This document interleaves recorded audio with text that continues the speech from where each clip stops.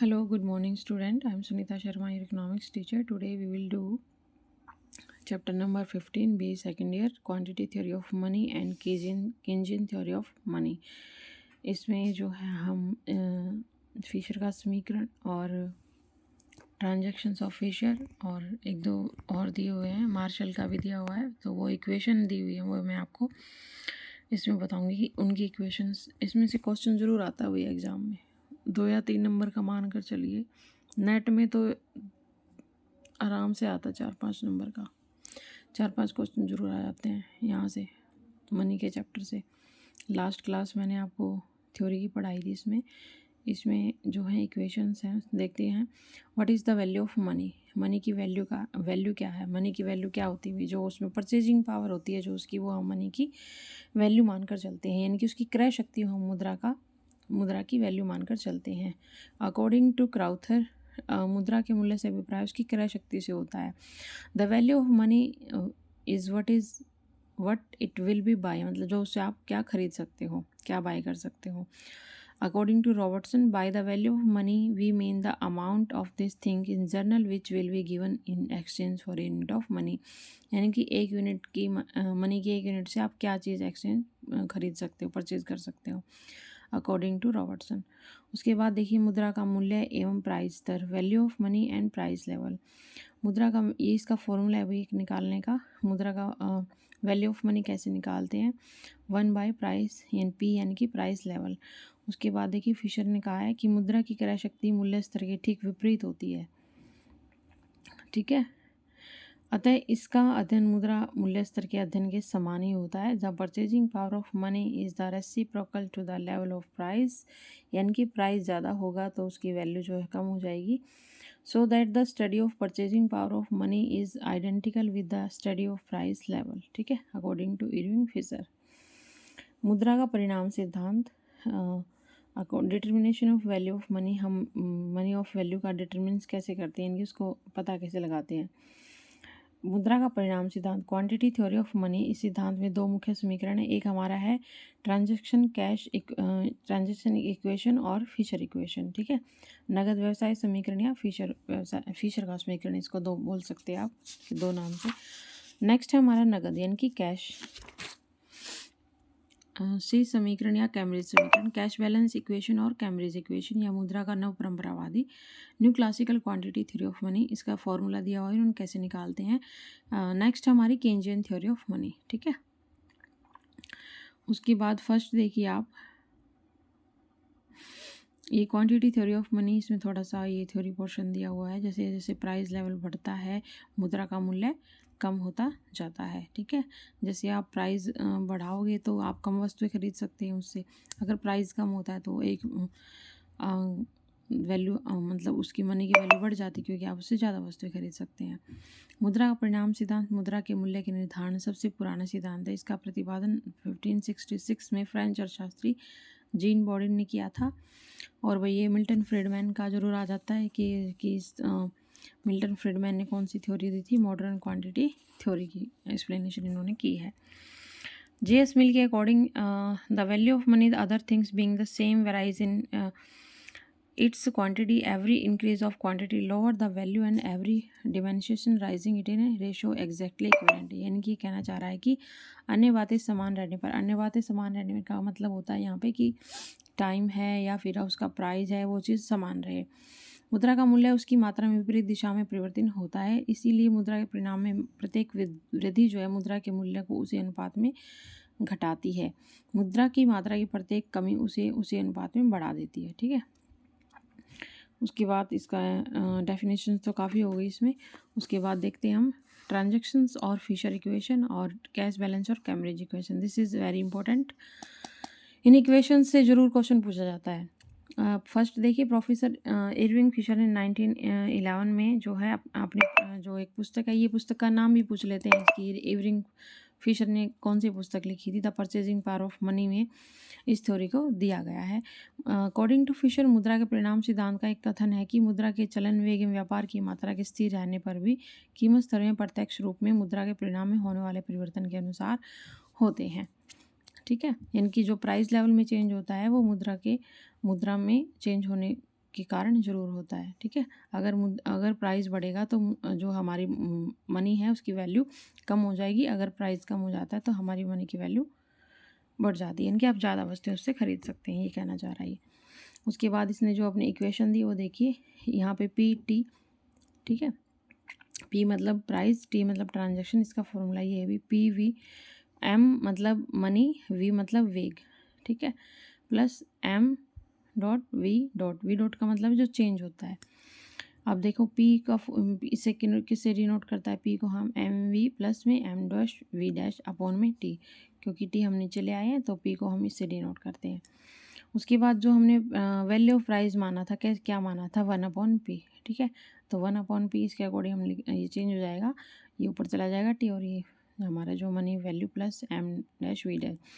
तो फीचर के अकॉर्डिंग ये हमारी इसकी जो इक्वेशन बनेगी ये वाली, ठीक है, अगर एग्जाम में पूछ ले जाए तो ये इक्वेशन आपको ठीक करके आनी है। ठीक है, उसके बाद मैंने आपको बता ही दिया, एम जो है मनी यानी कि मुद्रा, वी मतलब वेग, एम जो है बैंक मुद्रा है, साख की मुद्रा की मात्रा, वेग चलन में जो मुद्रा है जो उसकी वॉलेसिटी है, circulation of credit money, T हमारे पास क्या है, वस्तु एवं सेवाओं की कुल मात्रा जिसका मुद्रा के माध्यम से विनिमय होता है, total amount of volume of transaction multiplied the price value of trade transactions price level. ठीक है, मेन चीज़ ये याद रखना, ये इक्वेशन जो हमारी बनी है, दिस इज़ वेरी इंपॉर्टेंट।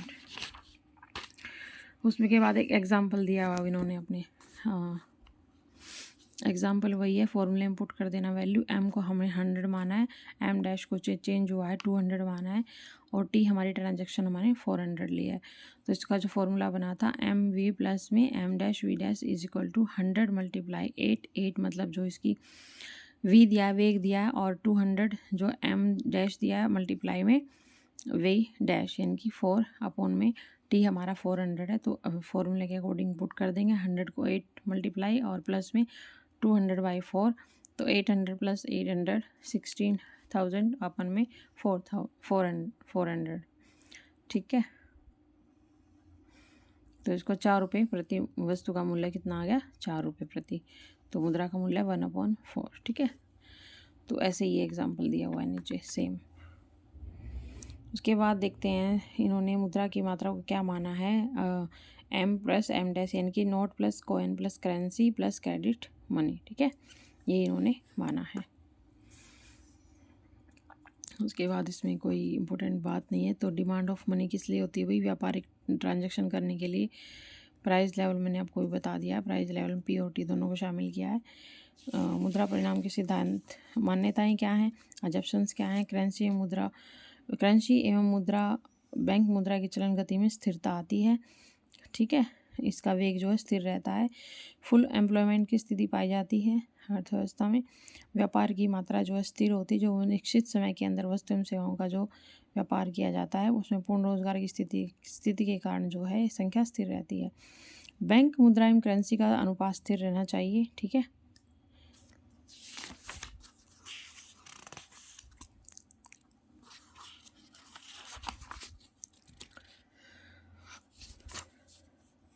उसके बाद देखो ये what is cash balance, cash balance क्या है, ये इम्पोर्टेंट है। इसमें कैश बैलेंस में हम जोड़कर चलते हैं, मुद्रा की पूर्ति इक्वल टू नोट प्लस सिक्के प्लस मांग जमा। ठीक है, उसके बाद वही जो इन्होंने दिया है, डॉक्टर मार्शल ने डिफरेंस कैश बैलेंस इक्वेशंस दी हैं। पहले हम मार्शल की देखते हैं, मार्शल क्या कहता है। डॉक्टर मार्शल ने मुद्रा के मूल्य से क्या इक्वेशन दी है, एम इज इक्वल टू के वाई प्लस में के चेंज एन की ए।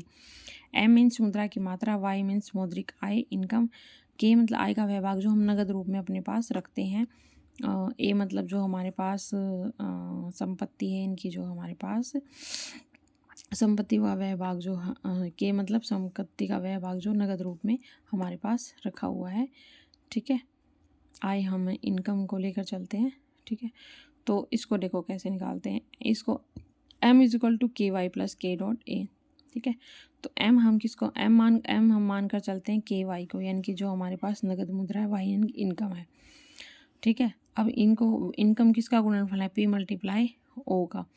ठीक है, वाई मौद्रिक आय, कुल उत्पादन ओ एवं कीमत स्तर दोनों का गुणनफल है। ठीक है, यानी कि टोटल प्रोडक्शन। तो एम,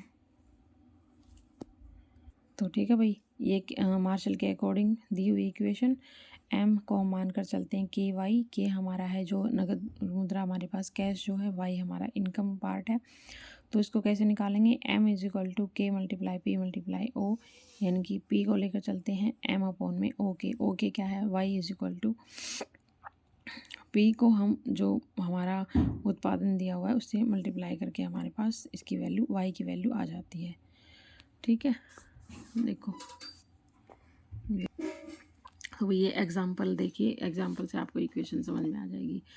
एम इसने दिया हुआ 100 करोड़, ओ यानी कि आउटपुट दिया हुआ है इसने 500 इकाइयाँ, और के यानी कि जो हमारे पास नगद मुद्रा के रूप में जो होती है 1/5 जो लोग अपने पास नगद के रूप में रखते हैं। उसके बाद देखो पी इज इक्वल टू हमने कैसे निकाला था, ओ मल्टीप्लाई वाई कैसे निकाला था, पी मल्टीप्लाई में ओ।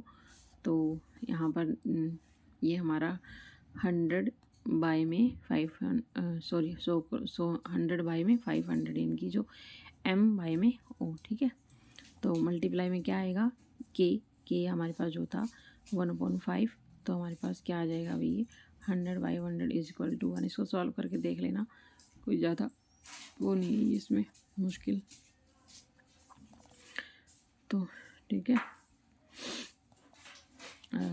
इन लोग नगद कोष अर्थात के को 1/5 से कम करके 1/10 कर दें तो कीमत स्तर बढ़कर हमारा कितना हो जाएगा, 100/500 multiply 1/10 is equal to 2 rupees प्रति इकाई। ठीक है, ओके। इसको ना जो ये हमने पता है फॉर्मूले में रखा है, देखो ये रहा फॉर्मूला जो अभी हमने इक्वेशन की थी ना, एम अपॉन में ओ के। ठीक है, यूँ का यूँ रख दिया इसने ठीक है, तो एम हमारा 100 है, कभी सोचो ये कहाँ से आ गया, और ओ हमारा कितना है 500 इकाइयाँ, सॉरी ये 100 करोड़ है भाई, और ये 500 इकाइयाँ, और ये हमारा ओ के था ना, तो के हमारा क्या आ जाएगा मल्टीप्लाई में 1/10। ठीक है, तो इसकी वैल्यू आ जाएगी 10 को ऊपर ले जाओ, मल्टीप्लाई में काट दो इसको, तो 2 रुपीज़ प्रति इकाइयाँ हमारी आंसर आ जाएगा। ठीक है, ये किसकी इक्वेशन थी भाई, ये हमारी थी मार्शल की इक्वेशन। ठीक है, उसके बाद देखिए Pigou equation, this is very important. M वही है मुद्रा की मात्रा, रियल इनकम है, के वही है जो आपके पास नगद रूप में होता है। तो ये मानकर चलता है P is equal to K R, K यानी कि जो नगद रूप में, आर मतलब रियल वैल्यू, एम अपॉन में मनी। ठीक है, तो ये कह रहा है कि लोग अपनी सारी मुद्रा करेंसी या विधि ग्राम मुद्रा लीगल टेंडर मनी के रूप में नहीं रखते हैं, वे अपने पास नगद शेष का कुछ जो है भाग जो है बैंक के पास जमा के रूप में भी रखते हैं। ठीक है, उसके बाद जो है इसका बैंक डिपॉजिट में समीकरण जो रखा गया है उसका समीकरण इस प्रकार है। तो पी यानी कि price level is equal to K R, K यानी कि जो हमारे पास नगद मुद्रा, आर ये रियल मनी, एम मतलब मनी। तो इसका फॉर्मूला हम कैसे लिखेंगे, सी प्लस एच 1 माइनस में सी।